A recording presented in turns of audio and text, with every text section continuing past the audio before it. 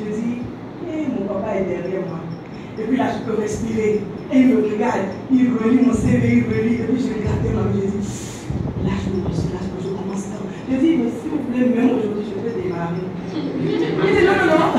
Il dit, non, c'est pas comme ça. Vous allez refaire le CV et vous allez positionner. Voilà, je vais vous positionner à tête. Et puis il baisse la tête comme ça, il se relève. Mais il y a un problème. Et puis, je le fisse. Il baisse la tête. Je dis, il y a quel problème? Il dit, vous me plaisez. Mais avant ça, je le voyais venir parce qu'il disait, vous allez confrontés à ça. Mais je vous le dis aujourd'hui, personne ne m'avait dit ça. Moi, je vous le dis, peut-être que vous n'allez plus jamais rencontrer Sina comme ça, vous parlez en live. Je serai partie sous d'autres cieux en train de le faire. Mais cette rencontre aujourd'hui, toi fille, toi garçon, ça doit te marquer à vie. Il m'avait déjà dit, vous êtes marié? J'ai dit, je suis fiancée. Il dit, mais et votre mari vous laisse passer de bureau en bureau chercher de boulot? Il dit, mais je dois aider mon mari. Il dit, ok, anyway. Bon, il y a un problème. Il me dit ça toujours comme ça. Donc, je suis un peu tout. Je dis, je vous plais pour moi.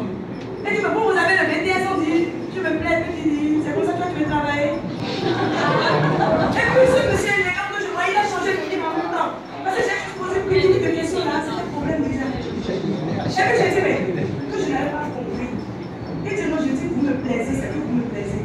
Il dit, mais je vais sortir avec c'est ça. Il dit, mais monsieur, je vous dis, votre poste est garanti. Il dit, mais monsieur, et si quelqu'un vient qui est plus belle que moi, là, vous allez me laisser. Et il dit, c'est pas de ça, vous pensez que vos jeunes soeurs qui sont en voiture, depuis que vous avez fini même depuis quand déjà? Vous avez fini depuis quand? Mais à 22 ans, vous avez soutenu. Et bien, vous êtes là, vous n'avez pas votre boulot. Et là, ça dit, je ne me retrouvais plus. Vous pensez que vos amis qui roulent voiture là, c'est comme ça, ils réagissent, elles réagissent. Je dis, ok, il n'y a pas de souci. Je dis, vous avez des enfants? Il dit, oui. Pourquoi la question? Je dis, elle est à quel âge? Il dit, elle est à 15 ans. Et la cadette a 7 ans. Alors, je suis comme ça. Et je sors la photo. Et je dis, quand je suis rentrée dans ce bureau, on m'avait séduit parce que vous m'avez pas encore un homme élégant, un homme intelligent, un homme qui a de la compassion. Et ce que vous venez de dire, je vous ai dit, pas zéro. Regardez cette photo. C'est mon papa qui est mort. Il est mort de CH pour 6 mois. Et 6 mois. Vous avez une fille de 15 ans. Et vous êtes sur le lit d'hôpital. Qui court de boulot en train de faire cette position sur le lit. Gardez votre boulot. Remettez-moi la pensée. Et c'est ça. Pour la première fois, j'ai pris autorité sur un homme qui pensait qu'il avait ma destinée en ses mains. Et quand je l'ai regardé, je n'ai même pas l'envoyé parce que je ne veux pas sa pitié. Je ne veux pas de sa pitié. Et il arrivera un moment où toi, jeune fille, même les jeunes garçons sont harcelés comme ça par les jeunes dames aujourd'hui. Ils sont appelés 5e groupe de la carrosse. Il y a des jeunes garçons étudiants qui sont harcelés comme ça. Vous devez prendre autorité. Et ça dépendra de la valeur, de la qualité de votre vie, les jeunes étudiants. Et c'est comme ça que j'ai cassé ce monsieur. Avant que je ne me lève, il me remet mon CV, il dit non, assez, je dis non, je ne pourrai pas. Parce que mon papa a besoin de cette éducation, il ne va pas dire, il dit non, en fait, je ne suis pas comme ça. Je dis non, vous êtes comme ça. Et c'est comme ça qu'on a. Il a voulu m'expliquer pourquoi. Et il a voulu s'agenouiller, un grand monsieur, il a voulu s'agenouiller devant moi. Non, écoutez, mademoiselle, j'ai dit non. Je ne suis pas Dieu. Vous m'avez démontré que dans ce moment, vous pouvez avoir confiance en personne. Et c'est comme ça que j'ai tué le boulot. Quand je suis partie au Sénat, j'ai dit à papa, voilà ce que j'ai vu, il me dit, tu viens de revenir. À son nom, on va malheureusement, on est mort. Mais pour dire que ce n'est pas parce que je n'ai pas acheté de médicaments, parce qu'il y avait eu d'autres bonnes volontés du côté de mes frères qui nous ont aidés à acheter, parce qu'ils devaient roséphiliner, c'était un antibiotique avec 5 000 francs de choses. Il doit prendre ça chaque jour. On devait acheter ça. Pour vous dire que moi, ça a été mon expérience de vie. Et je suis devant vous, je la bataille avec vous. Mais quelle est ta vie aujourd'hui? Quelles sont les difficultés que tu rencontres aujourd'hui? Ce sont ces difficultés qui serviront d'escalier pour que tu puisses atteindre le niveau que tu veux atteindre et que tu puisses avoir une vie professionnelle épanouie et une vie matrimoniale épanouie. Les gens sont chefs d'entreprise aujourd'hui, mais allez à la maison, leurs foyers sont en naufrage. Quand tu les rencontres, tu te parles, tu te dis, mais attends, vois, lui, il a ses soucis. Des hommes sont aujourd'hui battus. Les parts égaux, ils ne peuvent pas dire pour que quelqu'un entende. Mais moi, j'entends. Parce que je fais une activité qui fait que rapidement les gens ont confiance en moi. C'est un truc un point de confiance qu'on fait quand on construit son enfer. Ça peut arriver que, entre amis, ça peut arriver. Vous avez essayé, mais la tentation étant forte, vous êtes passé à l'acte. Vous savez que Dieu, c'est un grand pédagogue. Parce que quand tu passes à l'acte, que ce soit avec préservatif, niainé, je ne sais quoi, il arrive un moment où ça cloche. Mais est-ce que tu es prêt, cher étudiant, là où tu es aujourd'hui, à faire face aux responsabilités de parents? Et non, non, oui, nous ne votre bureau n'est pas. Ce serait compliqué. Donc c'est tout ça qui fait que vos dirigeants ont pensé, on vous en parle. Prends les pilules aujourd'hui, ni vu, ni connu, mais demain, quand tu auras le cancer de col, quand tu auras tes troncs bouchés, parce que le déchet qui doit être éliminé par mois, chaque mois, n'a pas été éliminé. Personne ne te dira les conséquences. Moi, je ne te dis pas de ne pas prendre les pilules. Je te dis simplement, 10 ans après, 20 ans après, quelle sera la situation, l'état de ton corps? Les gens aujourd'hui se disent vierges. Mais, à un moment donné, la nature les rattrape. Il y a des vierges. Mais il y a d'autres qui pensent qu'ils peuvent le faire tout le monde, c'est-à-dire le paraître sans être. Elle a trouvé son dossier, elle a été retenue pour un boulot aux États-Unis, à Houston. Ils ont fait l'examen, on a exigé des examens avant le voyage, mais elle s'est déclarée séropositive.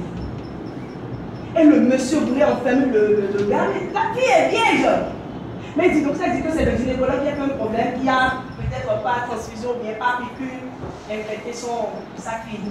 Et la fille a pleuré à chaudes larmes. Comment je vais faire maintenant? Hé, Seigneur, au campus à Gomé-Calabi, il y a une truc là de sodomie. Elle est vierge. Mais tout se passe par derrière.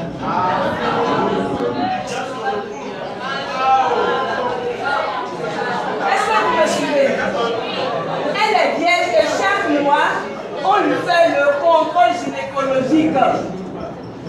Mais comme Dieu n'est pas un con, je vous dis, tout ce que vous aurez semé aujourd'hui, vous allez le récolter. Je ne vous le dis pas. C'est pourquoi je vous demande quel genre de graines vous êtes en train de semer maintenant. Est-ce que vous me suivez? Quel genre de graines? J'ai eu à faire des faux pas. Mon homme aujourd'hui, il n'a pas été mon premier homme. Je suis restée dans une relation pendant 6 ans. J'y croyais tellement parce que comme elle a dit, j'avais peur d'entendre S. Donc malgré toutes mes souffrances, j'étais dedans. Mais là, moi je te dis, on sait, hein, quand on est dans une relation qui ne va pas donner là, dites-moi, est-ce qu'on ne sait pas? Non, dites-moi la vérité, sinon je dépose de est-ce qu'on ne sait pas? C'est-à-dire, tu vois tout comme ça, mais tu te dis, attends, tu es magicien. Tu es magicien. Personnalité de médias confondue, mais jusqu'à avoir 20 ans, 22 ans, 23 ans, tu quittes une autre famille, tu dis, toi tu deviens magicienne et tu veux changer, tu veux magicien, tu veux changer ça. Mais tu vas te perdre. Donc je suis restée dans cette relation parce que je disais, Enambion. Mais je savais que je ne pouvais pas être heureuse dans cette relation. Que Dieu vous ouvre les yeux spirituels aujourd'hui. Hein? Quand vous êtes dans une relation, que tu sois homme, que tu sois femme, qu'il y ait déjà des indicateurs que tu rebousses chemin en même temps. Parce que moi je suis fatiguée de ce que j'entends et tu connais. C'est vrai, c'est mon boulot. Mais je me dis, mais finalement je me retrouve au carrefour parce que c'est comme genre, c'est les mêmes indicateurs. Et après, foyer devient enfer. Les mères célibataires aujourd'hui, misira. Et c'est issu de votre camp. Les mères célibataires, pendant que tu es sur le camp, sur les bancs, vous aimiez, la grossesse est venue. Il y a des filles qui ont tendu des pièges, pensant que c'est l'enfant qui retient l'homme. Erreur. Il y a d'autres qui ont eu l'enfant, mais par la grâce de Dieu, l'homme étant un homme conscient, qui se sont entendus. Mais si c'est la norme, ce n'est pas la norme. Ce n'est pas la norme. Les 9 mois de grossesse, c'est toi qui gardes ça. C'est pourquoi la femme, c'est l'être le plus spirituel. Tu transmets 75% de ta personnalité à ton enfant. Les souffrances sur la voie. Aujourd'hui, nous avons des détraqués, des divorcés sociaux, des handicapés moraux. Mais c'est parce que en temps, la grossesse, la conception a été mal passée, mal vécue. Donc, s'il vous plaît, si vous m'entendez, si vous avez ouvert vos oreilles spirituelles, est-ce que vous m'entendez? Nous voulons des parents responsables et des mères responsables et des papas conjugales. C'est une relation basée sur une relation particulière. Langage du corps, rapport sexuel ou rapport génital, c'est une fois que vous êtes dans la vie conjugale. C'est le couronnement, c'est la toiture de votre construction. L'amour conjugal, c'est la totalité l'unité. C'est pourquoi Dieu dit les principes, quand vous voulez connaître, c'est déjà les bases qu'on vous donne. Quand on parle de vie conjugale, c'est 3 principes d'abord, chers amis. Quitter, s'attacher et devenir une seule chair. Tu es bébé et tu es ton papa. Tu ne peux pas être parent bébé. Nous avons trop de bébés aujourd'hui. Des enfants, des jeunes qui n'ont aucune notion.